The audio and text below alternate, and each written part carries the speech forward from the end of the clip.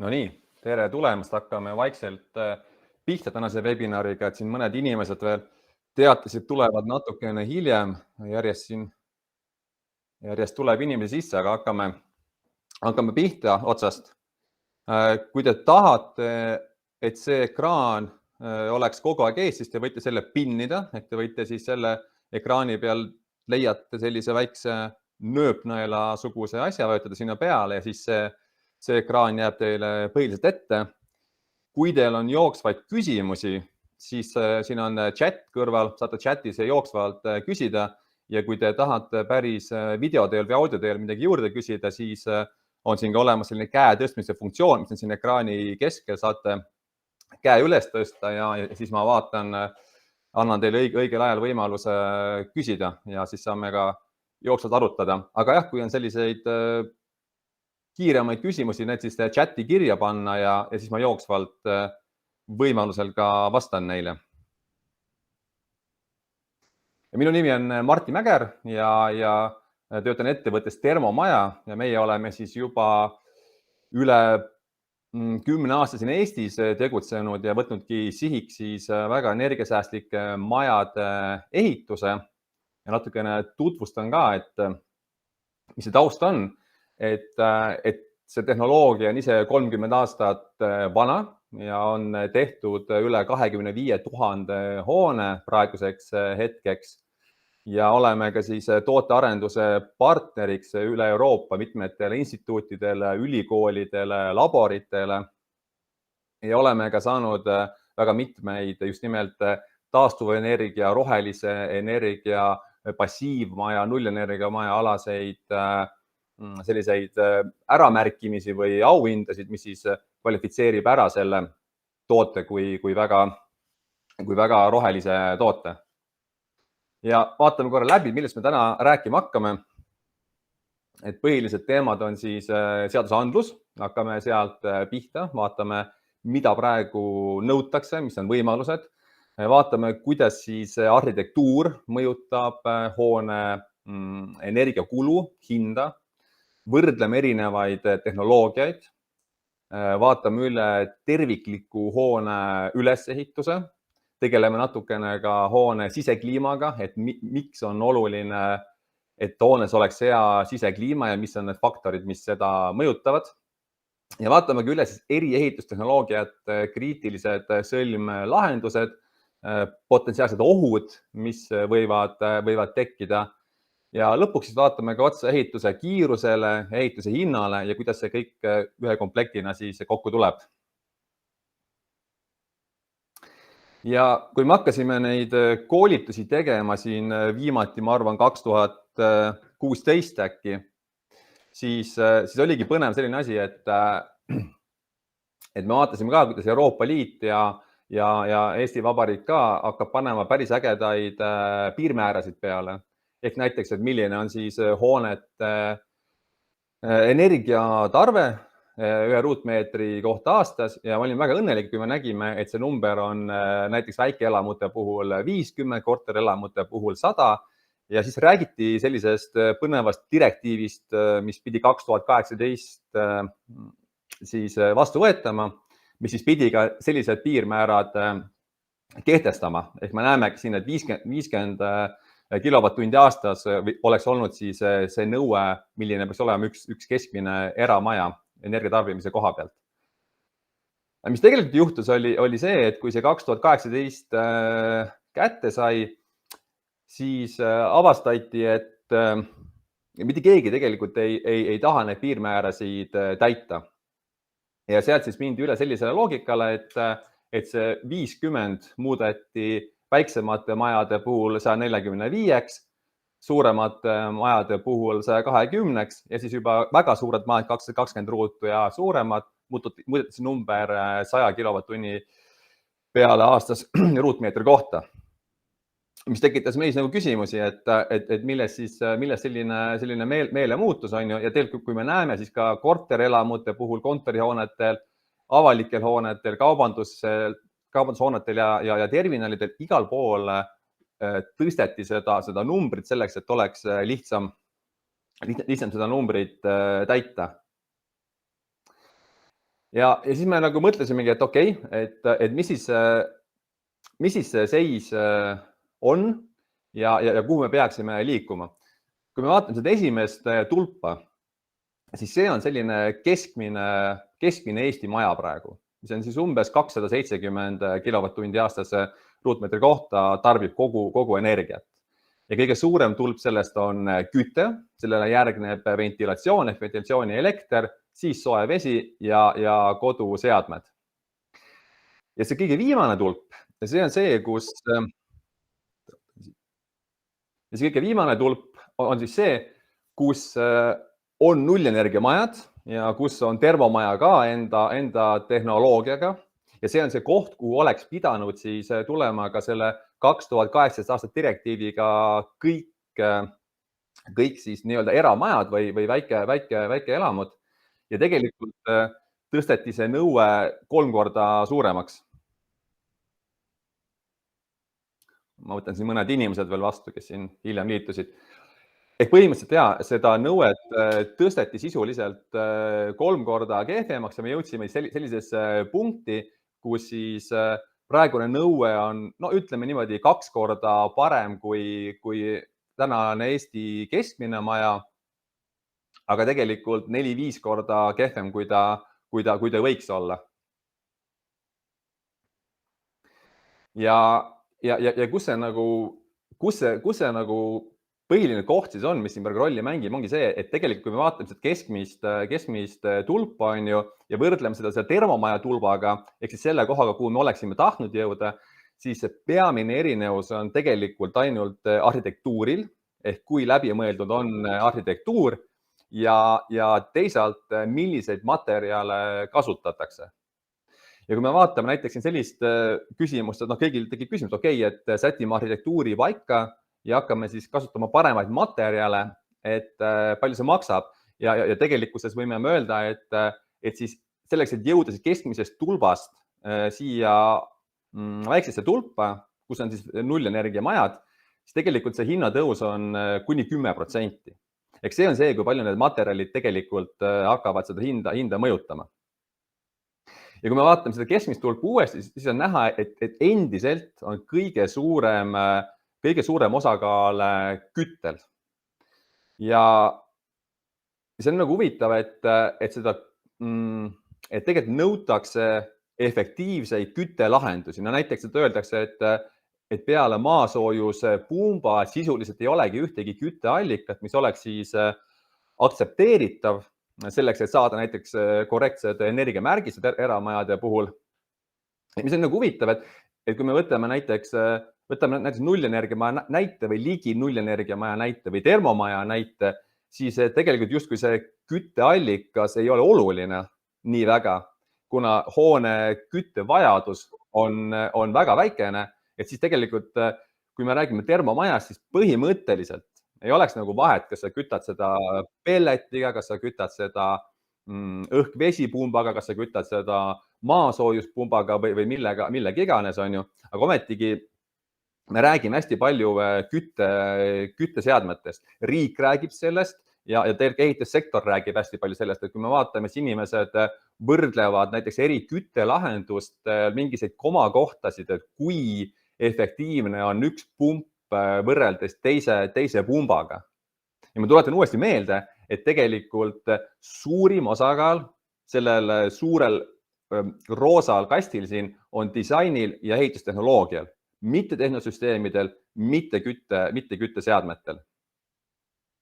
Ja selleks, et siis justkui näidata, et need hooned on justkui ikkagi ligi nullenergia, siis siin tulba juures ka antakse selliseid lisamugavusi, näiteks, et okei, et kui te panete sinna taastuvenergia, no näiteks päikesepaneelid juurde, siis me ütleme, et okei, et see maja on päris hea, see maja kui selline siis tarbib vähem energiat, kuna ta toodab mingis energia sinna ise juurde, on ju.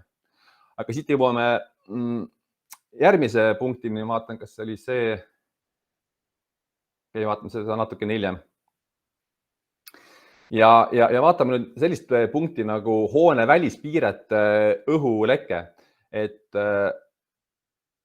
räägitakse hästi palju U-arvust, võrreldakse U-arvusid ja kui me seda eelmist graafikut siin uuesti vaatame, siis see U-arv tegelikult siin väga hea ei ole ja see nõue sellele on ka võrdlemisi kesine.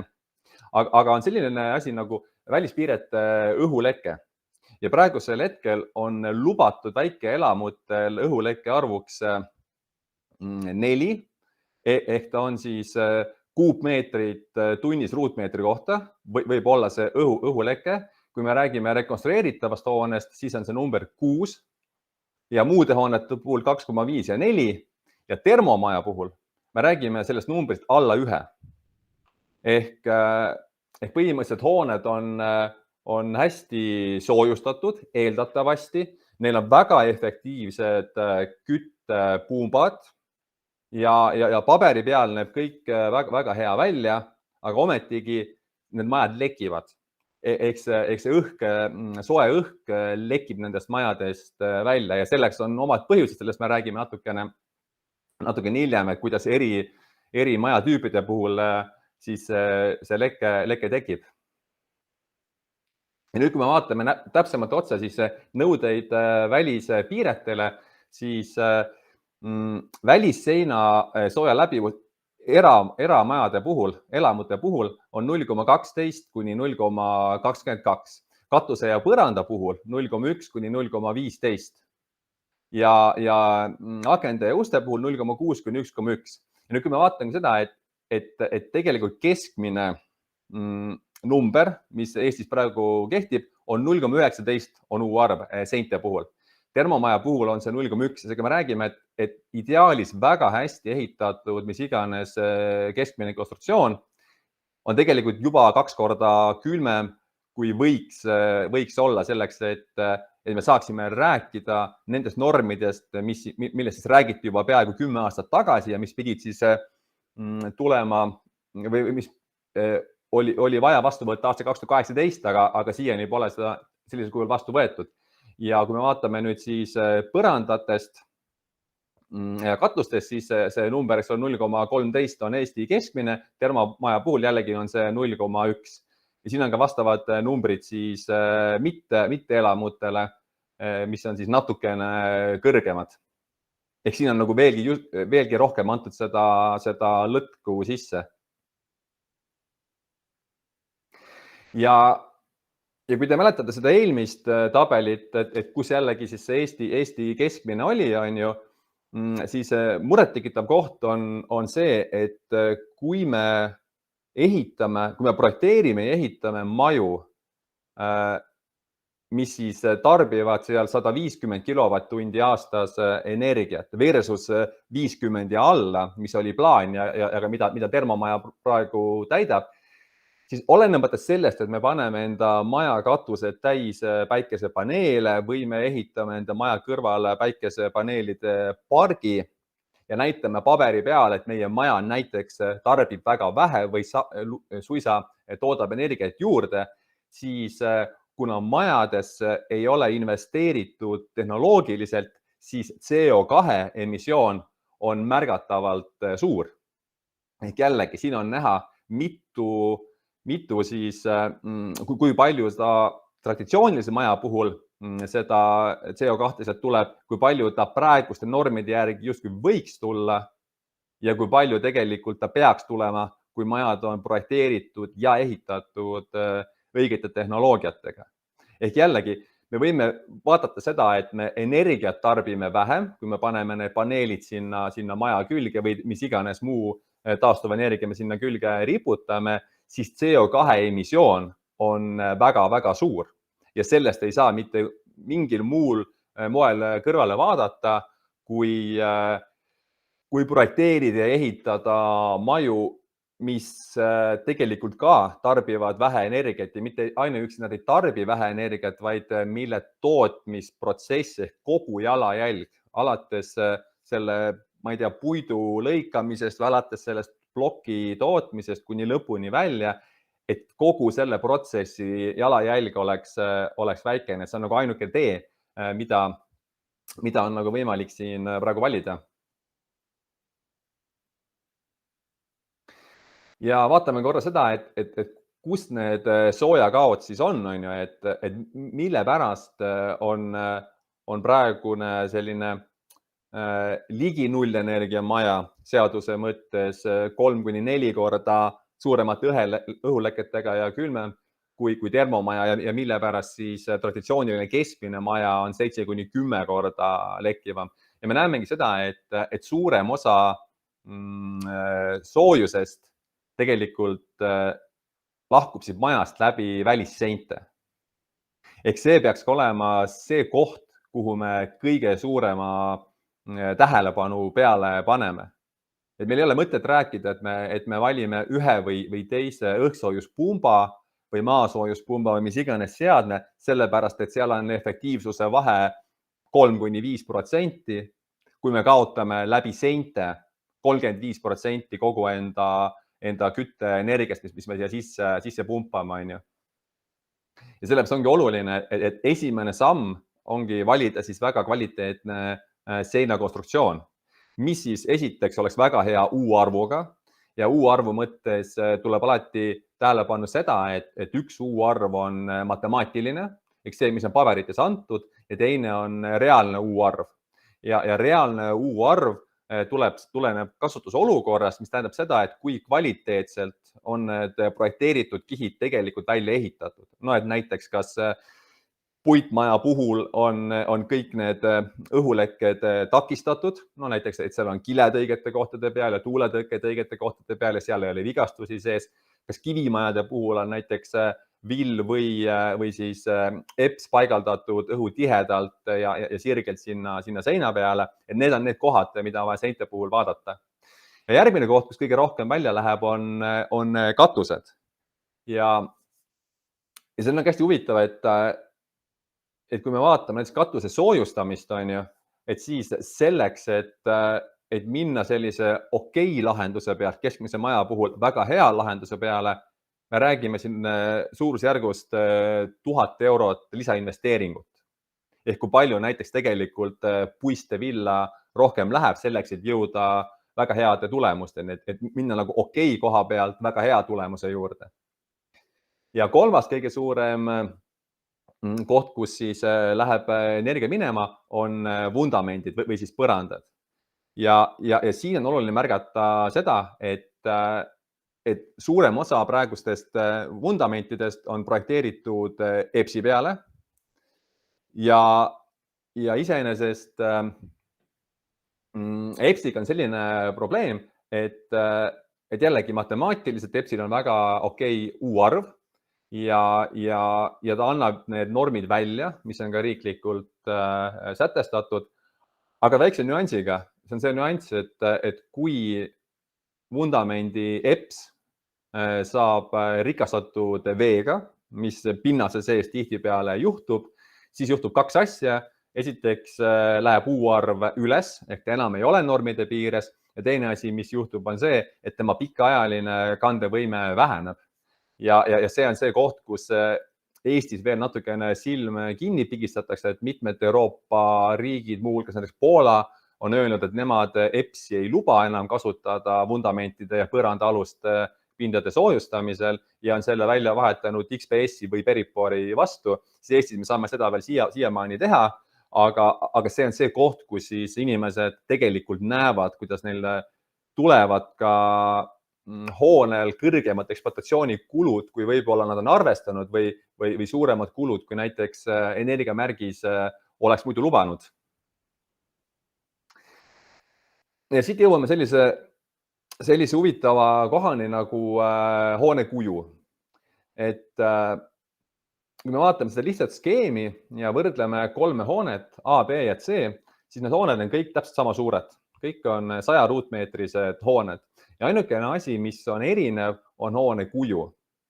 Ja nagu te näete, siis kui me lähme sellise ristküliku kuju pealt üle L-kujule, mis on väga levinud lahendus, siis tegelikult meie hoone hakkab juba 8% rohkem energiat tarbima ainult selle kuju pärast. Ja kui me lähme veel põnevama kuju, näiteks nagu U-kuju peale, siis me räägime numbritest juba 18, 20, 25%, kui palju hakkab see hoone rohkem energiat tarbima.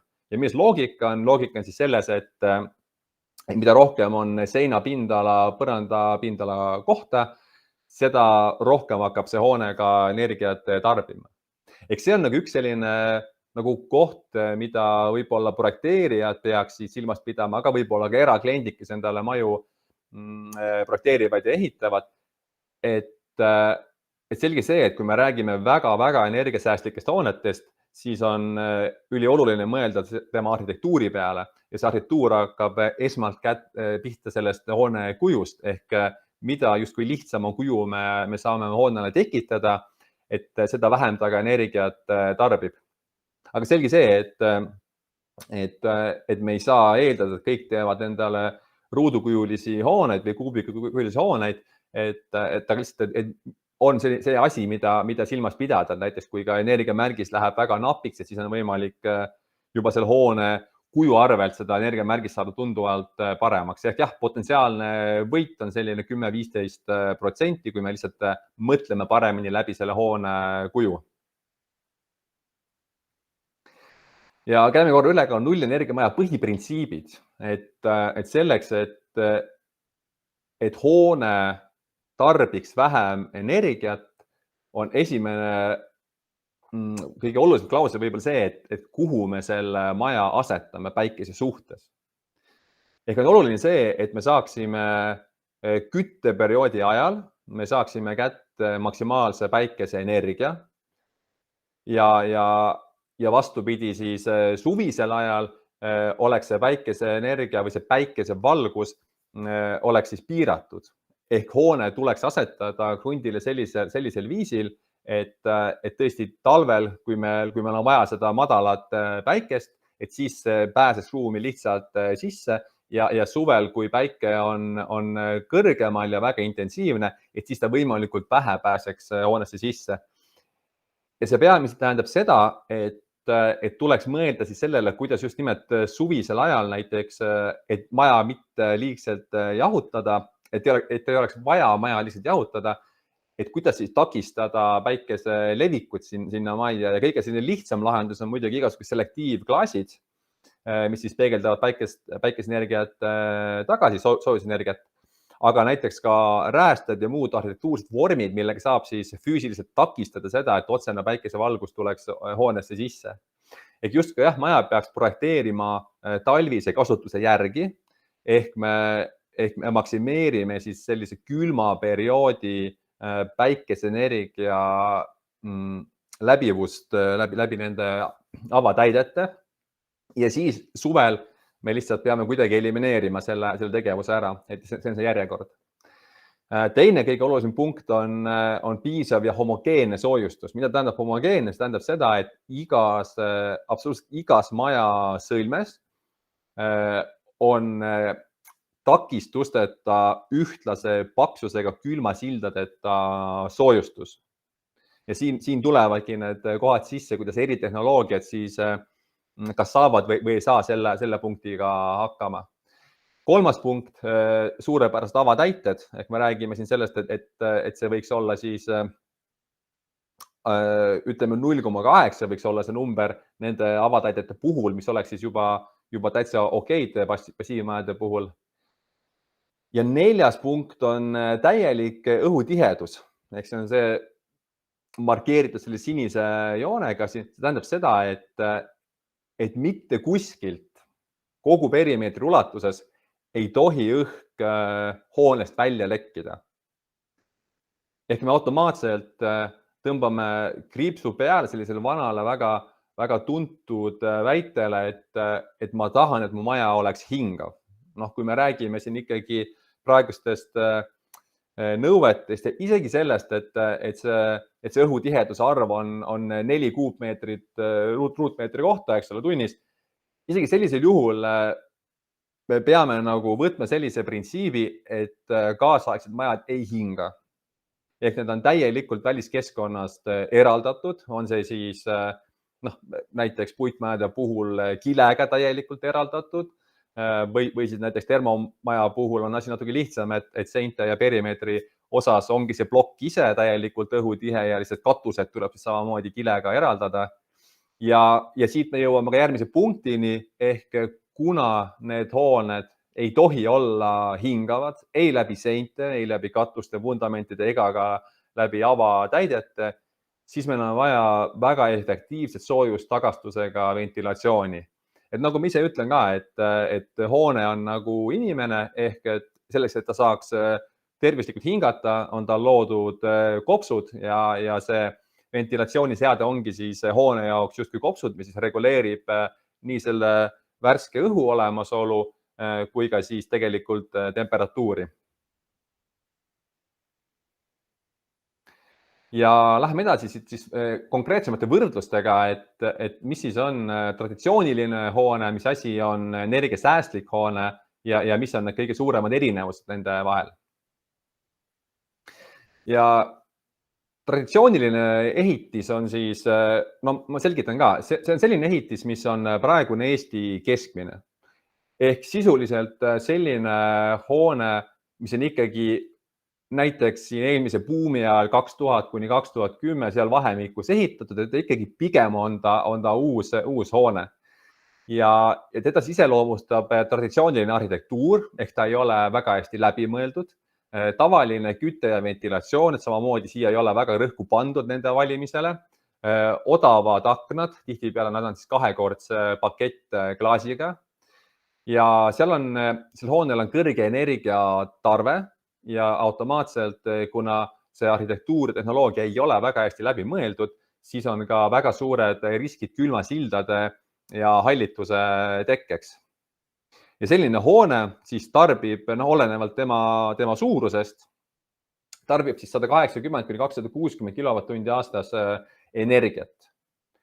Ja kusjuures sellised maju ehitatakse siiamaani ja okei, see energiavajadus on siis viidud selle 180 pealt, selle piiri pealt 145 peale, aga ikkagi üritatakse siis selle vana tehnoloogia pealt kuidagi need hooned valmis saada ja mis on selle siis kasulikkus või miks seda tehakse, sest tehnoloogia tundub tuttav ja sellest tulenevalt tundub mõistlik, et siin on nagu see koht, et kuidas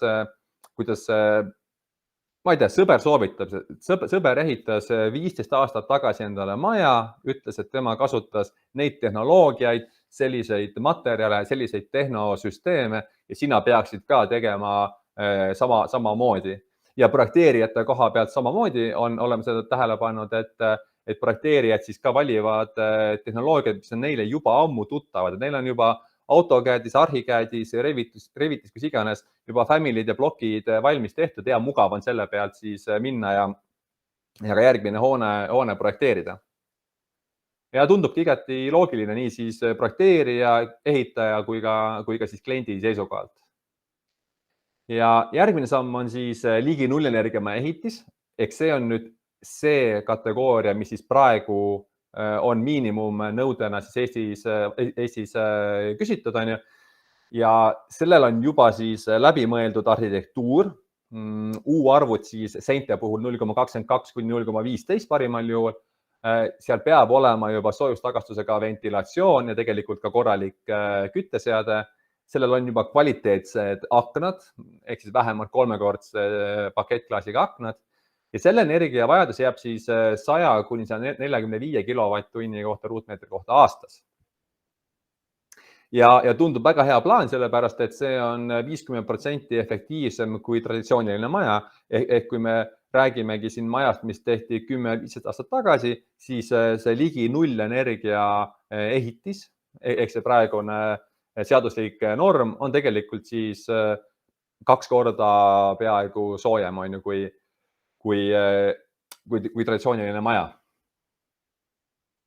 Ja kui me läheme siit nüüd edasi termomaja näite peale, siis see tuleb nagu komplektina. Ehk termomaja klientidele me väga hästi peame selgitama seda, et selleks, et su maja oleks tõesti väga madalate kuludega, on oluline see, et juba arhitektuur on väga hästi läbi mõeldud. See hoone on paigutatud õigesti kõigi ilmakaarte suhtes. Vundamentide seinte ja katuste U-arv on 0,1 või parem.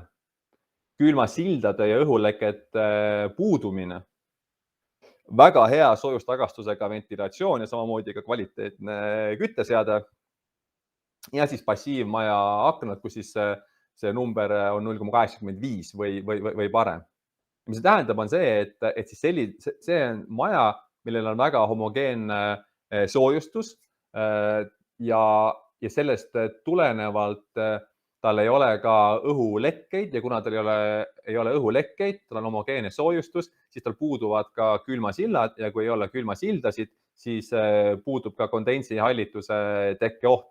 Ja mis põhiline on see, et see on 90% efektiivsem kui keskmised majad. Ehk näitena, kui sellise keskmine, no võtame siin mingi paar aastat tagasi, keskmine termomaja küttekulu talvel oli kuskil seal 25-30 eurot 200 ruuduse maja kohta, siis sama suure, sama arhitektuuriga traditsioonilise maja puhul võis see olla seal 200-300 eurot kuus, ehk tegelikult reaalselt 10 korda suurem kulu. Ehk me räägimegi, et kui me läheme nende päris esimeste slaidide juurde tagasi, siis selleks, et minna justkui sellise energiasäästliku maja pealt termomaja peale, me räägime siin 10% suuremast hinnast, aga me räägime siin 4, 5, 6 kuni 7 kordsest efektiivsuse tõusust, kui me seda valime. Ja vaatame natukene otsa ka siis konkreetsemalt eri tehnoloogiatele ja võrdleme neid, vaatame, mis siin need erinevus sees on. Et puitkarkassmajad, väga populaarne valik. Me teame puitkarkassmaju ka näiteks tehasemajadena või moodulmajadena, ma olen nad kõik siia kokku võtnud. Ja keskmiselt on siis niimoodi, et väga-väga headel puitkarkassmajadel on siis U-arv 0,15 ja natukene, mitte kehvematel, aga keskmistel on ta 0,17, 0,18.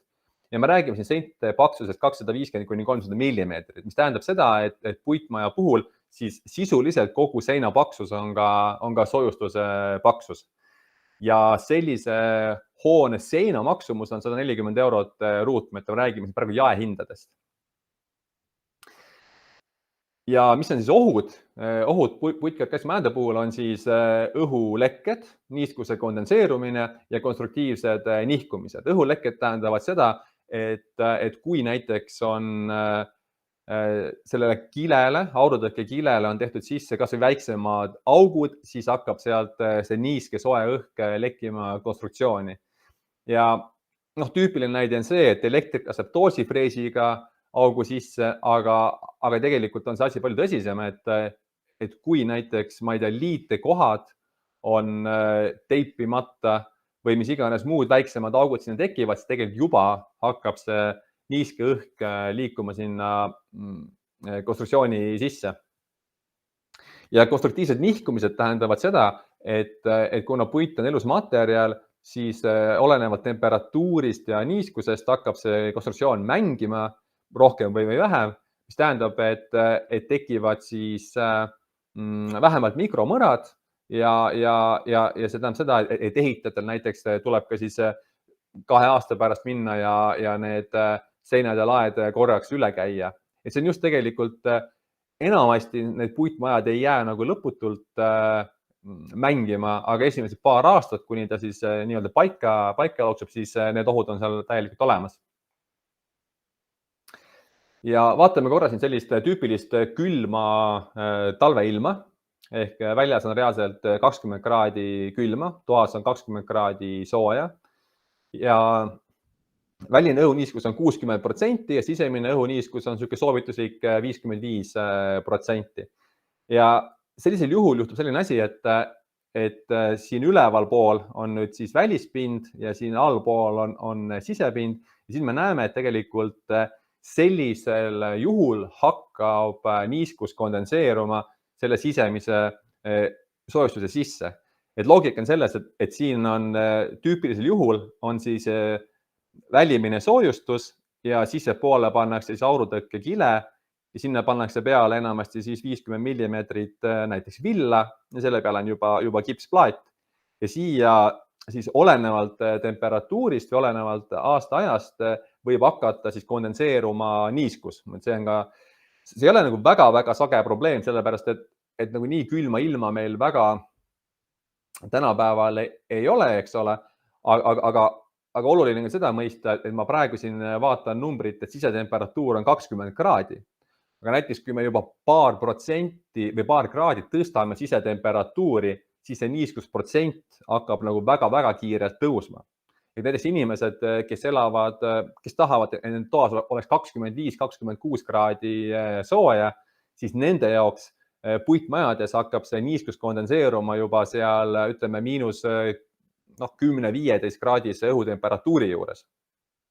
Ja kusjuures sellisel juhul on ka, kui temperatuur läheb madalamaks, siis ka tegelikult õhuniiskus, relatiivne õhuniiskus hakkab tõusma, nii et lihtsalt nagu sellised kohad, mida puitmajade puhul tasub tähele panna. Ja see on siis sellisel juhul, kui see kile on hästi paigaldatud, ehk siis tegelikult see põhikonstruktsioon ei saa sellest niiskusest kahjustatud ja tegelikult siit seestpoolt ka ta tuleb tagasi siia siseõhku, seega ta väga pikaajalist probleemi ei tekita. Küll aga, kui nüüd selles aurutõkkes on augud sees, siis on graafik selline, mis tähendab seda, et toast tulev soe ja niiske õhk läheb täielikult siia soojustuse sisse ja nagu te näete, siis ka kandekonstruktsioon ehk need postid, mis siin majadel on 600 sammuga, et ka need tegelikult on niiskusest rikastatud. Et sellepärast ongi hästi oluline, kui me rääkisime paar slaidi tagasi sellest õhutihedusest, et näiteks see sama kile puitmajade puhul ongi see õhutiheduse nii-öelda kõige vajalikum osa ja kui sellest teha mingiseid kompromisse ehk näiteks teda vigastada teadlikult või teadmata või jätta mingised liitekohad teipimata, siis tulemuseks on niiskusega rikastatud konstruktsioon sisuliselt kogu selle konstruktsiooni ulatuses.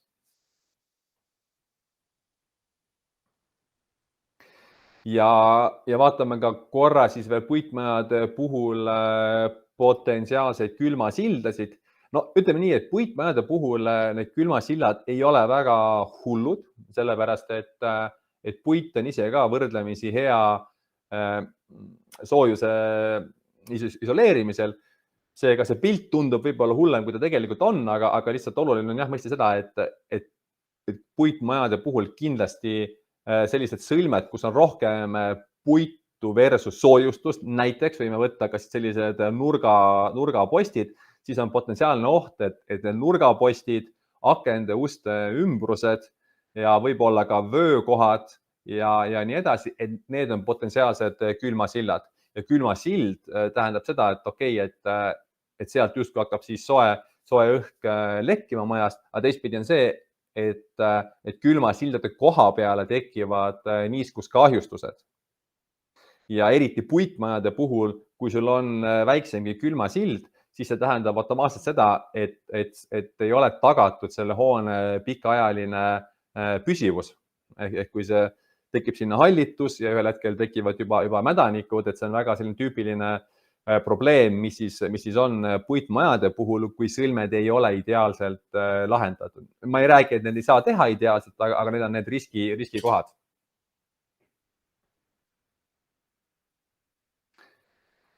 Kivimajad. Kivimajadel on siis U-arvud 0,16 kuni 0,22 ehk tegelikult puitmajad on soojemad kui keskmised kivimajad. Samamoodi seinte paksused kivimajadel on siis 350 kuni 500 millimeetrini ehk kivimajad on ka paksemate seintega ehk neil on paksemad seinad ja tegelikult on need seinad keskmiselt jahedamad ja seinte maksumus on siis 130-160 euroni ruutmeeter ja tegelikult tuleb välja, et nad on ka natukene kallimad kui siis puitmaja seinad.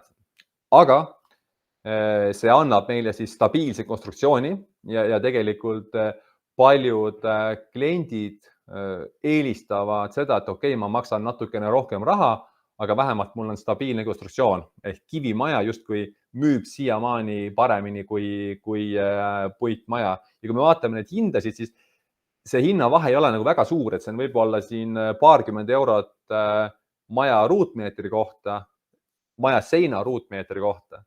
Ehk mida ma tahan öelda, on see, et tegelikult kivimajad üldiselt ei lähe kallimaks kui puitmajad. Et lihtsalt kuidagi tundub, et eriti need tehasest tehtud majad, et jube kiirelt kuidagi kõik asi käib, on ju, aga tegelikkuses on need hinnad puit- ja kivimajadel väga-väga sarnased. Ja ka kivimajade puhul on siis samad sarnased ohud ehk õhulekked ja niiskuse kondenseerumine. Õhulekked on kivimajade puhul peamiselt sellised, et see õhk mitte justkui, et sul ei ole nagu mingit auku seal kivi sees, aga need õhulekked on sellised, mis siis on enamasti selle kivi konstruktsiooni ja välise soojustuse vahel. Ehk õhk saab hakata liikuma soojustuse ja välisseina perimeetri vahel. Ja näiteks, kui võtame sellised populaarsed kivid, nagu tibod näiteks, eks ole, ehk kui see õhk pääseb sinna ringlema, ehk see soojustus ei ole ideaalselt paigaldatud, sest võib-olla näiteks ei olnud ka sein ideaalselt laotud, siis hakkab sealt majast seda õhku välja lekkima läbi selle kivi ja ta saab justkui nagu ventileeruda siis selle soojustuse vahelt, kuigi soojustuse point oleks siis olla justkui see isolatsiooni kiht, mis siis oleks ka, annab soojuse ja tegelikult ka selle nii-öelda tuuletõkke. Aga jällegi, et siin ongi see koht, kus me räägime matemaatilisest versus tegelikust lahendusest, on ju. Ehk paberi peal, kui sa võtad ploki ja paned EPS-i sinna külge, mul on siin ka vist kuskil kohe näide, et siis tegelikult kõik tundub nagu justkui õige. Aga kui sa vaatad päris ehitisi, siis sa paned tähele, et tihtipeale need seinad ei ole väga sirged ja tegelikult ka see EPS seal peal väga hästi paigas ei ole. Ja esimene näide kivimajade puhul on siis selline tüüpiline kivimaja, kus näiteks ei ole üldse paigaldatud soojustust. Ehk näiteks erinevad gaasbetoonist plokid või mõned muud kergbetoonist plokid. Ja ilmastikutingimused on mul kõikide majade puhul võetud samad, ehk väljas on -20 ja sees on 20 kraadi. Ja kui me vaatame näiteks sellist gaasbetoonist maja sõlme, siin on siis jälle üleval on välimine ja allpool on sisemine kiht, siis me näeme seda, et nendel tingimustel, mis on väga realistlikud ilmastikutingimused, siis see plokk on keskkoha pealt umbes 0 kraadi ja siit ta läheb isegi miinusesse, mida rohkem me jõuame välispinna suunas.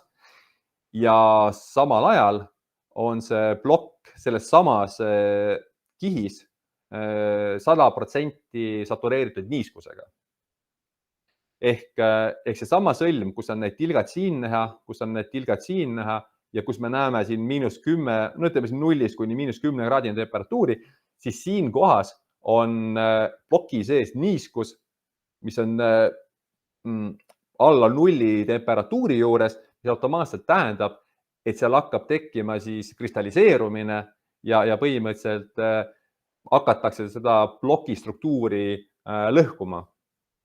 Ehk jällegi loogika selles, et Eesti tingimustes vähemalt, kus meil on potentsiaalselt võimalik, et väljas on -20 kraadi ja toas on 20 kraadi või toas on 25 kraadi ja väljas -15 kraadi, siis sellisel juhul tuleb maju väljast soojustada, sest vastasel juhul hakkab see maja lihtsalt, see plokk hakkab seest jäätuma ja tekib siis pikaajaline lagunemine. Seda võib-olla ei olegi näha esimese 3, 4, 5 aastaga, aga põhimõtteliselt iga külma tsükliga hakkab selle maja kandekonstruktsioon nõrgemaks muutuma.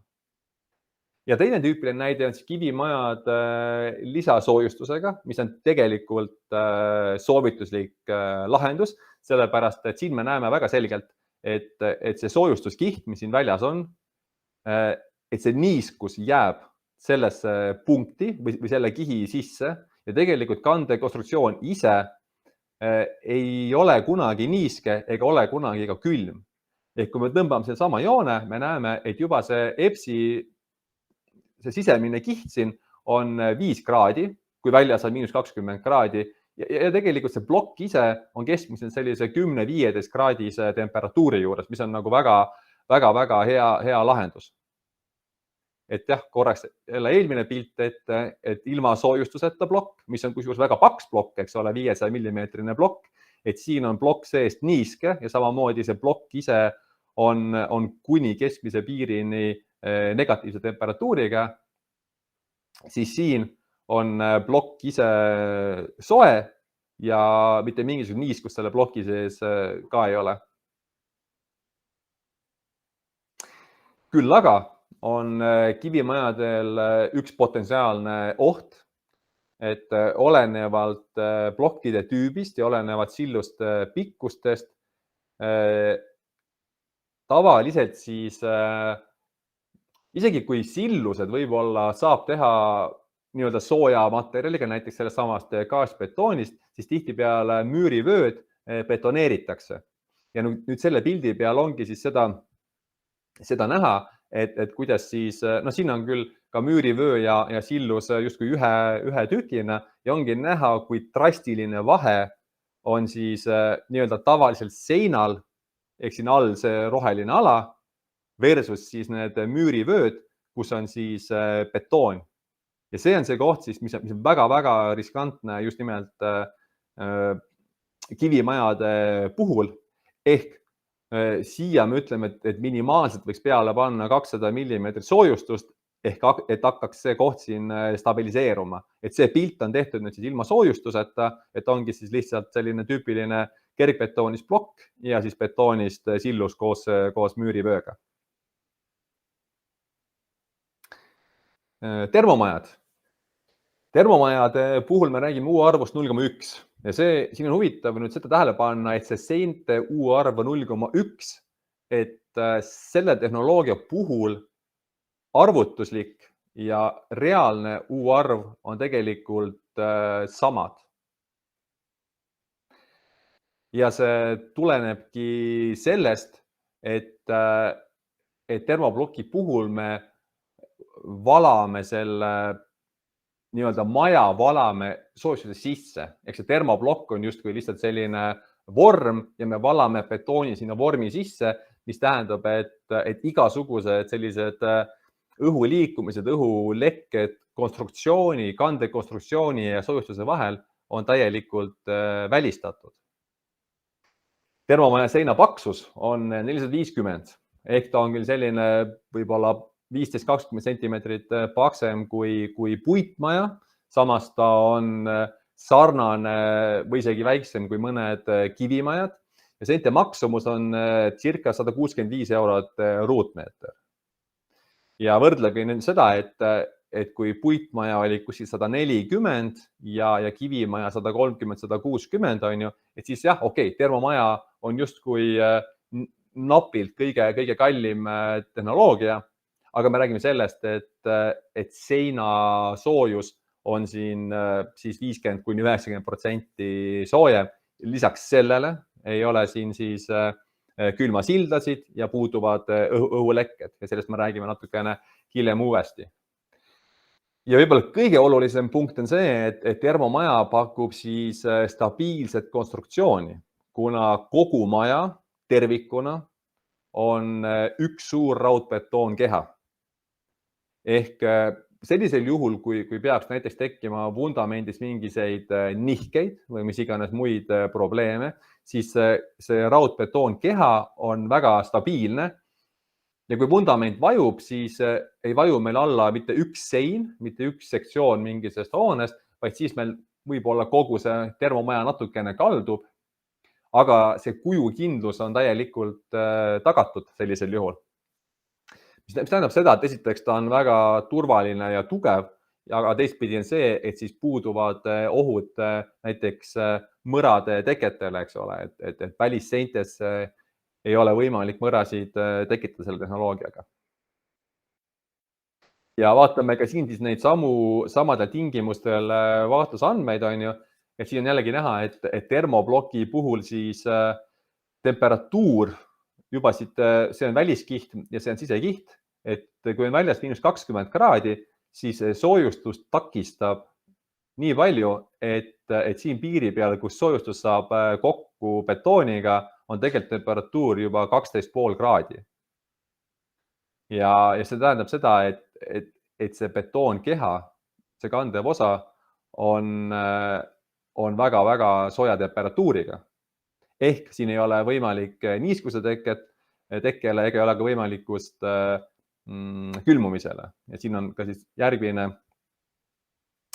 graafik, mis näitabki just nimelt seda, et kuidas siis vee niiskuse liikumine on ju, et see piir on siin siis 100% niiskus, mis tekib ainult korraks siin selles soojustuse välimises kihis, langeb väga kiiresti siia alla ära ja keskmiselt võime öelda, et ta on siis selline kuskil 60-70% ja siin ta jõuab 76%-lise õhuniiskuseni. Ehk betoonkeha on kuiv ja betoonkeha on soe, mis tähendab, et ei ole võimalik, et seal tekib korrosioon, ei ole võimalik, et seal tekib külmumisest tekkivad kahjustused, ehk maja on igati selle vastu kaitstud. Ja korra vaatame üle siin ka siis soojustuse või need termopildid, ehk termomaja puhul on näha, et sa ei näe mitte ühtegi laiku ei vööde juures, ei nurkades ega silduste juures, sellepärast et kogu maja perimeetri ulatuses on soojustus 100% homogeenne, ühtlane ja sama paksusega igas sõlmes. Siin on lihtsalt väikene ventilatsiooni ava tehtud, mis hiljem kinni pandi, et see on ainukene koht, kus on näha, et on selline punane laik selle pildi peal. Ja siin on veel ka üks teine pilt lähemalt, kus on siis näha, et sisuliselt on see pilt nagu nii ühtlane, et vaevu märgatavalt on näha, et siin on need plokkide liitekohad. Ja korraks veel siis ka need numbrid siia kõrvuti panna, et U-arv, ehk siis kui soe sein on versus seina paksus, ehk siis selline üks populaarsemaid lahendusi gaasbetoonist plokid, paksus 500 mm, U-arv 0,17. Seda siis sellisel juhul, kui see plokk ei ole niiske, aga nagu te nägite, siis nii mõneski olukorras plokk on väga-väga niiske seest, ehk kui plokk on märg, satureeritud, siis U-arv hakkab väga kiirelt tõusma. Teine väga populaarne juht on siis kivimaja, mis on siis soojustatud EPS-iga, EPS on siis siin peal 150 mm, et U-arv on juba parem, sein on õhem ka ja siin me võime öelda, et kui see maja on õigesti ehitatud, siis sellisel juhul see U-arv on ka tegelik. Ehk kuna väljas on see EPS, siis see EPS ikkagi ei lase selle niiskusel siia ploki sisse tulla ja võime öelda, et 0,15 on päris realistlik number. Ja siin ma olen siis teinud ka ühe sellise näite, kus on siis ploki peale pandud 250 mm EPS-i. Lihtsalt selline matemaatiline näide, et siis tuleks U-arv 0,12, seina paksus 450, aga lihtsalt see on selline natuke ebarealistlik variant, kuna väga-väga keeruline on 250 mm EPS-i sellise plokkseina peale panna ja seda ka ükski projekteerija ega ehitaja tavaliselt ette ei näe. Korra vaatame ka puitmaja puhul siis U-arv keskmine 0,17, seina paksus 250, ehk näiteks võrreldes gaasbetoonist seinaga on U-arvu number on sama ja seina paksus on tegelikult kaks korda väiksem. Ja viimaseks siis termomaja näide, kus siis U-arv on reaalselt 0,1, seina paksus on 450 mm. Ehk kui me võrdleme näiteks gaasbetooniga, siis matemaatiliselt on siin ka juba suur vahe, aga tegelikult me räägime sellest, et meil on 50 mm õhem sein näiteks kui gaasbetoonist plokkidega ja reaalselt 2 korda soojem sein. Ja vaatame korra siit ka korraks kiiruse koha pealt, et kui kiirelt siis need erinevad tehnoloogiad on võimalik püstitada. Ja siin me vaatamegi siis kõige esimesena kergbetooni, ehk on siis mis iganes kergbetoonist plokid, mida ei ole vaja üldiselt tõsta kraanade või muude tõstmisseadmetega, et siis on ühe ruutmeetri ehitus kulub 4–5 tundi. Muidugi, kui me räägime siin juba sillustest, siis sillused tuleb eraldi paigaldada kraanaga, mis tähendab lisakulu ja mis tähendab ka lisaaega, aga see lihtsalt sellise tavalise seina ladumise puhul. Kergbetoon ja EPS 5–6 tundi ühe ruutmeetri kohta, puitmaja samamoodi 5–6 tundi ruutmeetri kohta, kui seda koha peal tehakse. Termomaja puhul plokkidest arvestuslikult 2 tundi ruutmeetri kohta, kogenud tiimidel tegelikult alla ühe tunni. Ja oluline see, et kui me võtame puitmajad ja termomajad, siis üldiselt nende eelis on see, et kummagi juhul ei ole vaja kasutada raske tehnikat, mis tähendab seda, et saab nii aega kui raha selle pealt kokku hoida. Ehk siis keskmisega võrreldes 3 korda kiiremalt on võimalik seinad üles laduda, kasutamata selleks raske tehnikat. Ja räägime rahast, et korra ma ka enne tõin need numbrid juba siin ära. Et selline keskmine kergbetoonist 500 mm sein, 161 eurot jaehindades, kergbetoon plus EPS on natukene odavam ja tuletan ka meelde, et see kergbetoon ja EPS on tegelikult soojem kui lihtsalt see paks kergbetoon ja samal ajal on ta õhem. Puitmaja puhul me räägime numbrist 140 eurot ruutmeetri kohta ja termomaja puhul viimane kalkulatsioon praegu on 164 eurot ruutmeetri kohta siis jaehindades ehk siis ilma allahindlusteta. Nagu me näeme, siis need kõik tehnoloogiad on väga-väga sarnase hinnaga ja nagu ma enne mainisin ka, et siis näiteks, et selleks, et minna sellise nii-öelda tavalisema maja pealt näiteks nullenergia maja peale, kus siis sein muutub reaalselt 2 korda soojemaks või kuni 3 korda soojemaks, et need numbrid, millest me rahast räägime, tegelikult võib olla ainult 10%, isegi 7–8% praegustel juhtudel nende näidete baasil.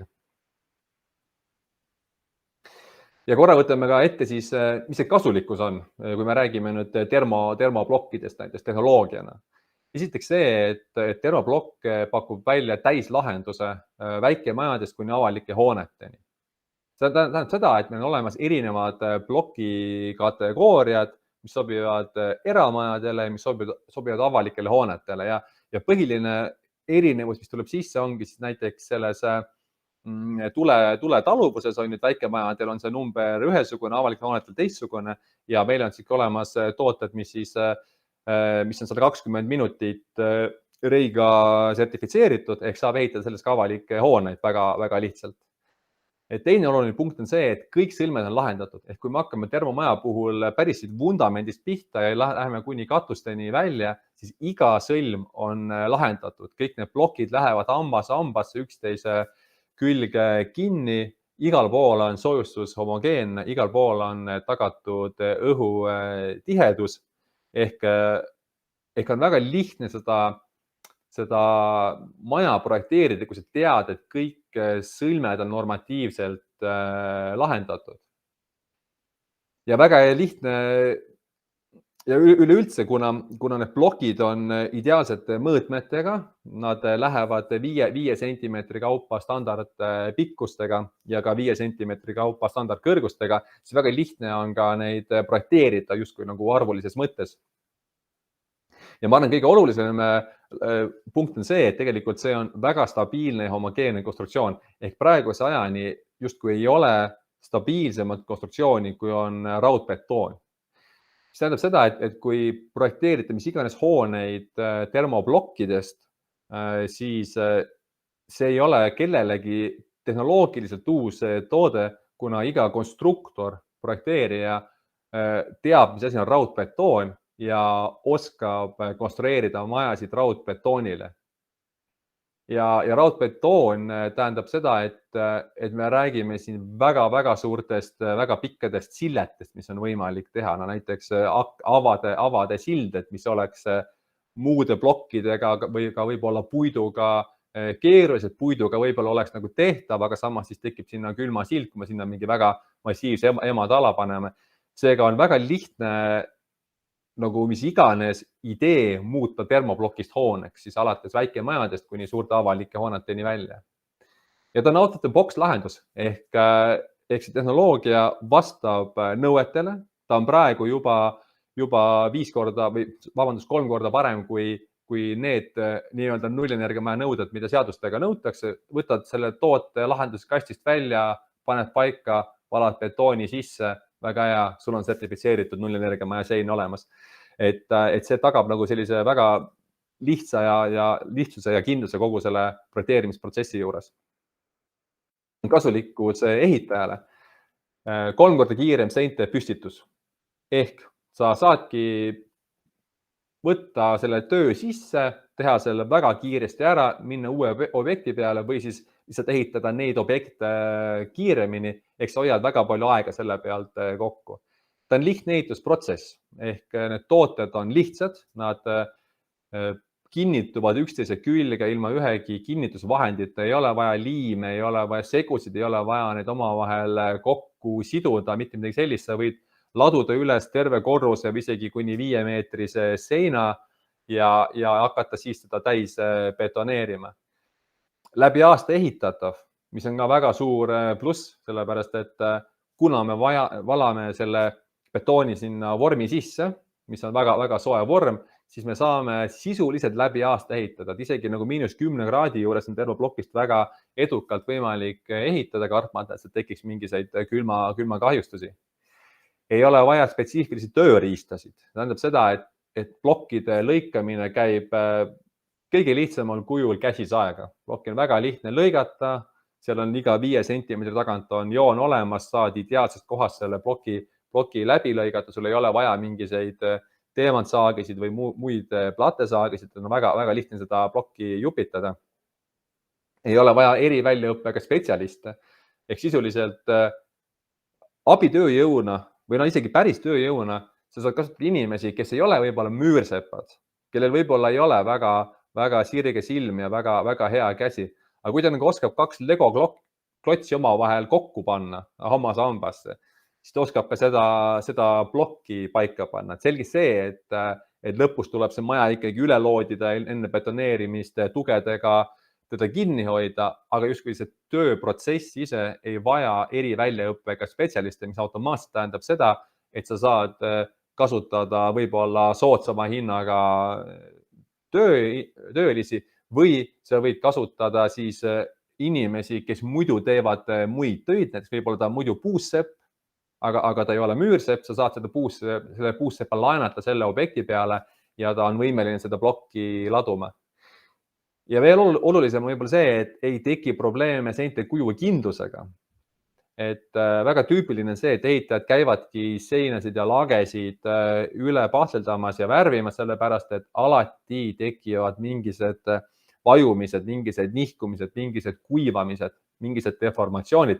Siis termoplokkide puhul on see täielikult välistatud, et kuna see maja on homogeenne raudbetoonkeha, siis sinna neid mõrasid ei teki, mis tähendab, et rahuliku meelega saad sa sealt objektilt lahkuda, kui sul on need seinad üles laotud.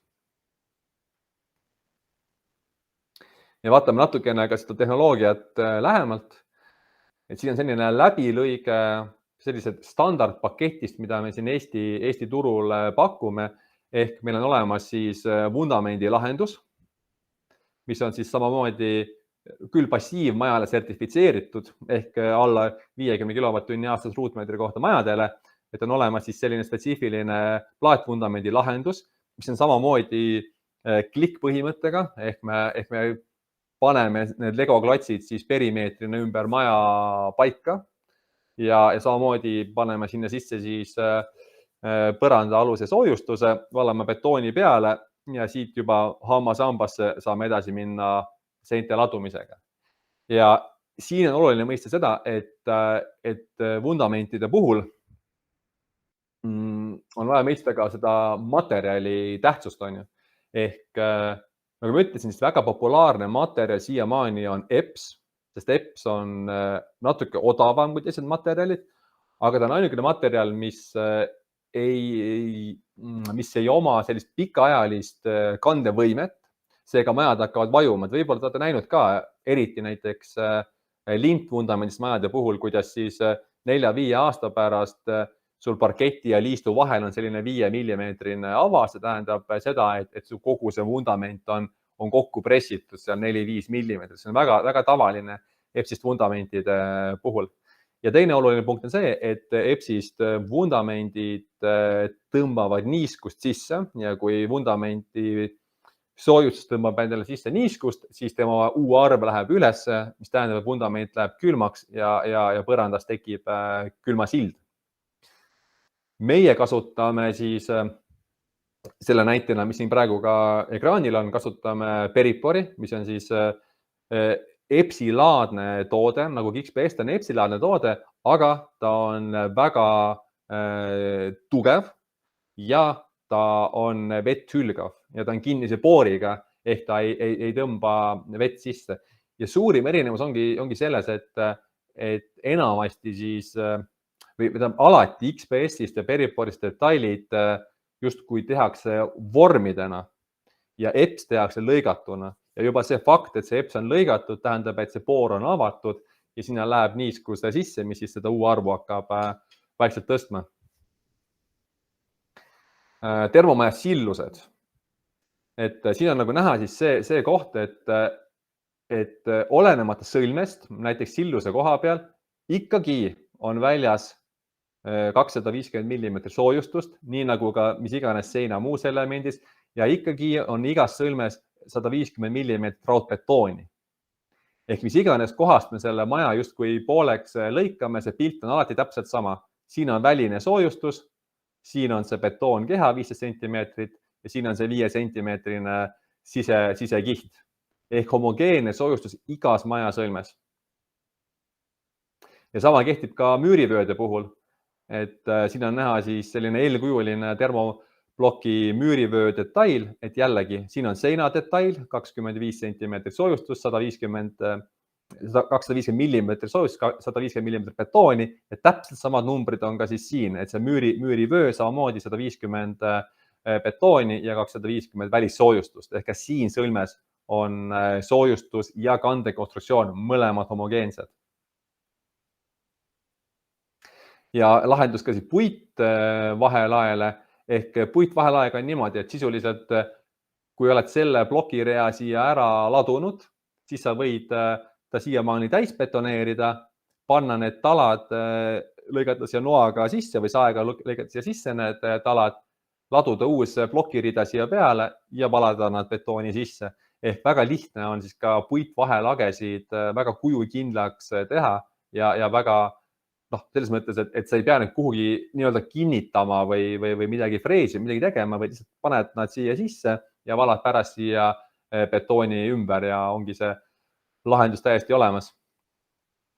Ja viimase elemendina siis katused, kus me näeme täpselt sama pilti, et on välimine soojustuskiht ja kandev betoon ja kõik see on homogeenne igas sõlmes. Siis alates vundamendist hakkasime pihta kuni nüüd katusteni välja.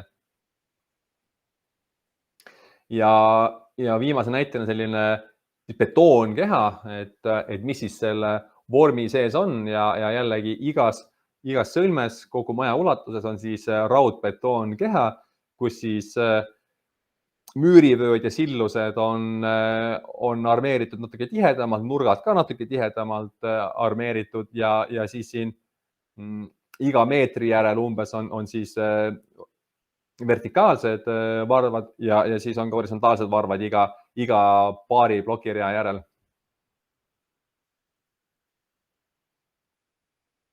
Ja mis on siis termomaja võtmeomandused? Jällegi seesama out of the box nullenergia maja. Ehk sa mis iganes disainile on võimalik siis termomaja konstruktsioon peale panna ja leida siis lahendus vundamendist kuni katuseni välja ja see lihtsalt toimib väga lihtsalt, et ei ole vaja hakata mõtlema, et kuidas, mis kihte kasutada, paned ühe selle detaili paika, valad sinna betooni sisse ja sul on normatiivne sertifitseeritud passiivmaja sein paigas. Tugev raudbetoon, puuduvad külmasillad, homogeenne soojustus igas sõlmes, millest siis tuleb see, et seal ei ole ei külmasildasid ega niiskuskahjustusi. Kiire ja hea hinnaga täis lahendus ehk iga sõlme jaoks on termoblokil olemas enda lahendus, et oleks väga lihtne seda maja konstrueerida. Materjal on mitte põlev ehk tulega kokkupuutel ta sulab. Materjal on allergiavaba ja roheliselt toodetud. Ja siin me jõuamegi sellesse kohta, et kui maja on ehitatud kvaliteetselt, siis on majas allergiavaba ja väga hea sisekliima. Ja väga hea sisekliima tähendab seda, et temperatuur on ühtlane. Et termomaja võib võrrelda ka näiteks nagu termosega, et sa nii-öelda pumpad sinna mingise mikrokliima sisse, mingise temperatuuri, mingise õhuniiskuse ja selle maja ülesanne on hoida seda sisekliimat. Ehk talvel siis rakendades minimaalselt kütet, suvel rakendades minimaalselt jahutust ja ventilatsioon siis hoiab seda niiskustaset ka seal paigas. Ehk mida justkui, mida nagu staatilisem see kogu süsteem on, et seda parem on ka see sisekliima selles hoones. Ja vaatame korraga mõned pildid siin termomaja ehitus, siin on seesama periporist detail, millega me vundamente teeme. Ja jällegi, et siin on see kiiruse teema, et need on sellised 2 meetri pikkusega detailid, mis siis lähevad siit liitekohtadelt hammastega omavahel kokku, on olemas sisenurgad ja välisnurgad, ehk saab selle perimeetri väga-väga kiiresti paika, saab väga kiiresti sisse laduda selle põranda soojustuse ja jällegi vundamentide tegemisel siis justkui nagu kaks asja lahendaks korraga ära, et esiteks on väga-väga kiire vundamendi ehitus ja teisalt see on jällegi sertifitseeritud nullenergia maja vundamendi täissüsteem. Ehk sa paned selle paika, nii nagu juhendid näitavad ja sul on tagatud siis nullenergia maja nõuetega vastav vundament. Ja see nullenergia maja, ma räägin jällegi sellest 50 kilovatt-tundi aastas ruutmeetri kohta, mitte siis 150 või mis iganes ta praegu siin Eestis see ligi nullenergia maja miinimumnõue on. Ja kui vundament on sirgelt laotud, siis termoblokkide seinte ladumine käib väga-väga kiirelt. Termoblokid on väga sirged, nad on väga ühtlaste mõõtudega, mis tähendab, et sellist sirget seina on väga-väga lihtne laduda või pigem ütleks, et nagu neid defekte sinna seina sisse teha on väga-väga raske, kuna plokid lähevad väga tugevalt nende hammastega üksteise külge kinni, mis tähendab, et ta on õhutihe ja et sealt ei liigu niiskus läbi.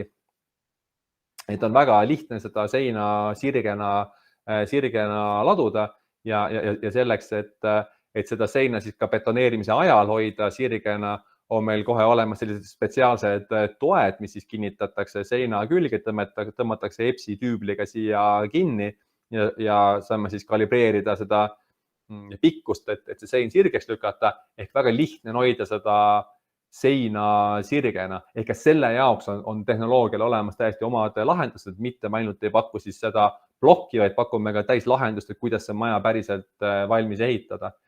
Ja korra läheme siia tagasi, näiteks igas sõlmes on olemas ka siis sellised spetsdetailid, näiteks see on tüüpiline akna või ukse sõlm, kus me siis kasutame selliseid stopper elemente, et panna siit see soojustus jällegi homogeenseks ja et oleks lihtne betoneerida ja et ei peaks hakkama ehitama mingiseid puidust raame siia ümber selleks, et siit betoon näiteks välja ei valguks.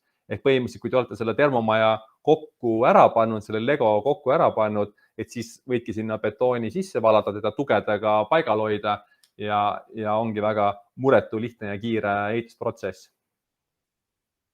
Ja siin siis juba ka vahetult enne betoneerimist, et rauad on juba sisse pandud, tugedega hoitakse maja sirgena ja jällegi ilmal siin mitte mingit vahet ei ole, et kas on külm või soe, mitte mingit vahet ei ole, termoblokkides saab läbi läbi aasta ehitada ja betoonivalu samamoodi läbi aasta teha.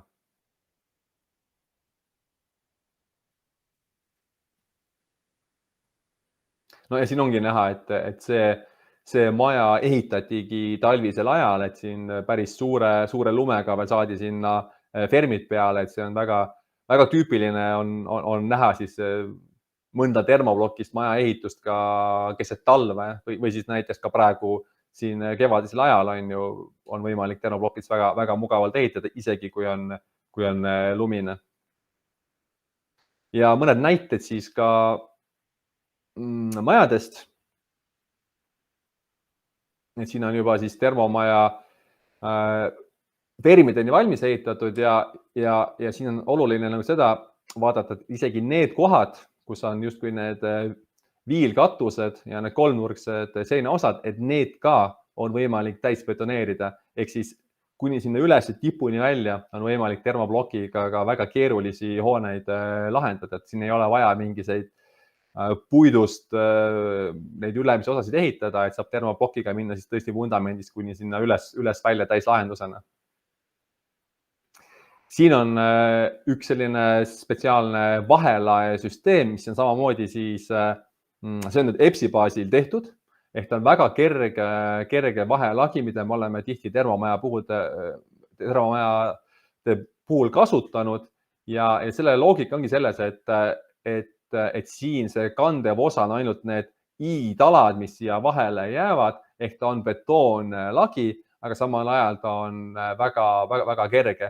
Ja seda saab ka siis kasutada juhtudel, kui näiteks kraanaga objektile ligi ei pääse ja ei ole võimalik paneele peale tõsta, aga ometigi oleks soov saada endal betoonlagi, et siis selline lahendus on väga selline hea alternatiiv just nimelt paneelidena. Ja siin on siis näide ka viilkatuse lahendusest, kuidas siis enne betoneerimist on siis lõigatud sarikad siia selle materjali sisse ja siis on see ülemine kiht siin siia lisatud. Et siiamaani siis betoneeritakse see täis ära, pannakse siia see puidust müürilatt peale ja väga lihtne on siia siis nii-öelda sisse lõigata need sarikad, ilma et siit see välimine soojustus katkeks.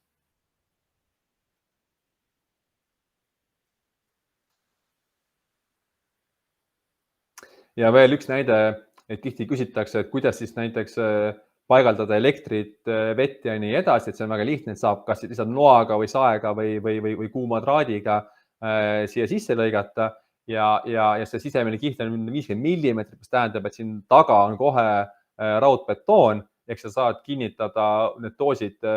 Tegelikult, kuna see materjal on nii kõva, siis saab need doosid paigutada ka lihtsalt selle materjali enda sisse, aga saab ka siis ankurdada siit juba kruvidega ta betooni sisse.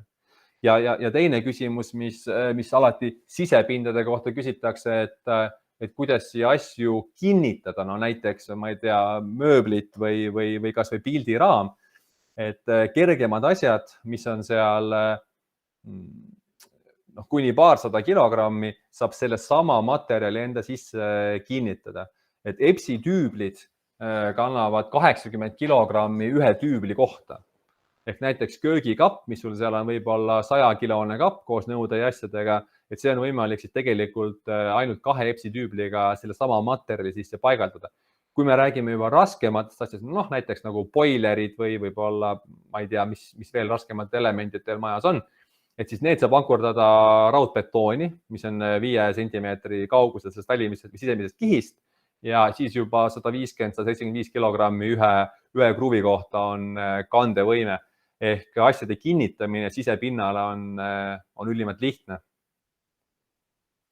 Ja jätan siia lõpetus teile ka mõned näited, et milliseid maju saab teha, et kõige lihtsam muidugi on krohvitud maja, aga saab rakendada ka näiteks fassaadiplaate, ventileeritud fassaade, puidust fassaade, et ka väljapoole kinnitamisel või välisviimistluse tegemisel tegelikult ühtegi segavat faktorit ei ole, et siin samamoodi on siis näha kombinatsioon puidust ja krohvist. siin ka siis krohv ja erinevad fassaadiplaadid kombineerituna, jällegi krohv ja puit kombineerituna. Ja siin siis on kombineeritud krohv ja siis tegelikult üldsegi katusekatte materjal, terasprofiil, klassikprofiil, et ka selline lahendus on täiesti levinud ja tegelikult ka järjest rohkem disainerite poolt küsitud.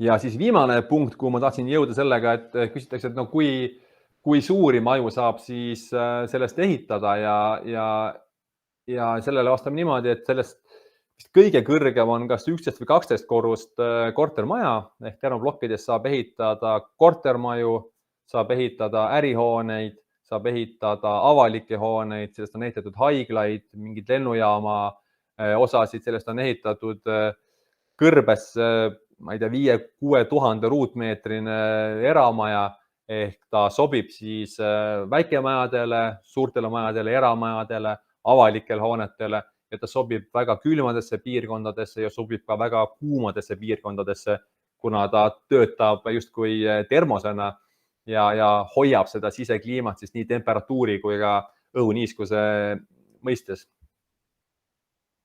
Ja veel mõned pildid siia lõppu siis kortermajadest, mis on termoplokkidest ehitatud. Aga sellega nüüd minu loengu osa läbi, mõtted jagatud, et kui teil on veel praegu kohe küsimusi, siis te võite küsida siin audio teel, video teel, võite enda mikrofoni korraks lahti teha, võite ka Messengeris küsida. Ma saadan pärast kõigile registreerunutele ja osalenud inimestele ka sellesama slaidi, et saab slaidid ise korra üle vaadata ja tegelikult saadan ka videosalvestuse kogu selle webinari kohta, et saab ka selle veel üle vaadata, võib-olla teiste töökaaslaste tuttavatega jagada, et mõtteid jagada. Aga kui teil praegu on küsimusi, siis mõne minuti ootaks, et äkki keegi soovib midagi täpsustada, aga kui ei ole, et siis lõpetame tänaseks ja saadan teile info siis mõne hetke pärast.